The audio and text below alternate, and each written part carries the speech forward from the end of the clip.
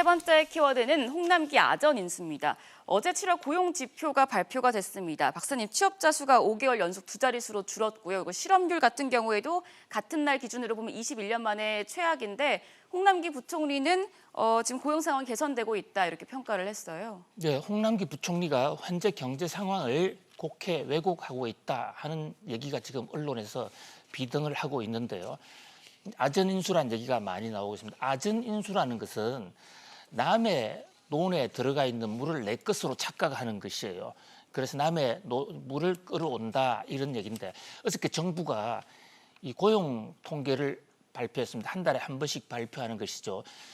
자, 이 현재 정부 발표는 전년 동기 대비로 보면 5개월 연속으로 지금 마이너스다. 예. 그리고 실업자는 사상 최고다 이러지 않았습니까? 예. 근데 이 대목에 대해서 이제 홍남기 부총리는 실업 사정이 개선되고 있다.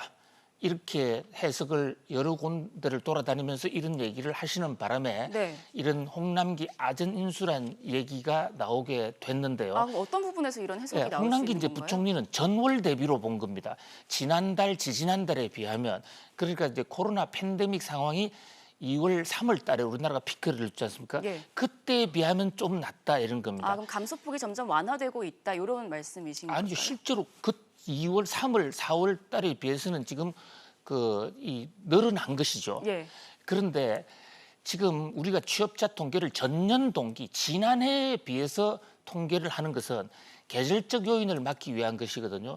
그래서 통계가 원래 당초 취지로 한 것이 전년 동기 대비라면 전년 동기 대비를 기준으로 한 해석을 먼저 해주고 그리고 3, 4, 5, 6월과 월별 비교를 같이 해야 되는데 유리한 통계만 바라보다 보니까 이런 아전인수를 한다라는 이런 오해를 받게 된 것입니다. 네. 또 하나 있습니다. 지금 우리가 OECD에서 성장률이 한국이 1등이다라고 홍남기 부총리가 지금 연신 지금 홍보를 하고 있습니다. 그런데 이 OECD에서 37개국 회원을 전부 다 비교한 게 아니에요.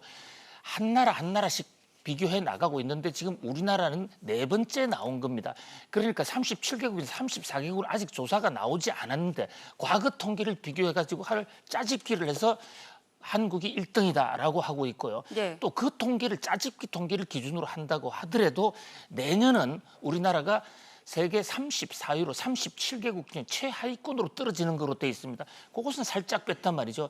물론 경제는 심리고 된다, 잘 된다 할 때 경제가 잘 되니까 그런 선의로 홍남기 부총리가 이런 아전인수를 할 것으로 봅니다만은 그러나 요즘 우리나라 국민들의 의식 수준, 이 지식 수준이 상당히 높아졌습니다. 그래서 정부가 통계를 왜곡하고 있다, 아전인수를 하고 있다 이런 생각이 들 경우에는 정부의 어떤 정책도 효력을 발생할 수가 없게 된다. 네. 그런 점에서 홍남기 부총리의 아전인수, 자화자찬이 좀 무서운 후폭풍을 가져올 수도 있다는 그런 지적이 나오고 있습니다. 네, 그럼 이어서 네 번째 키워드도 보겠습니다.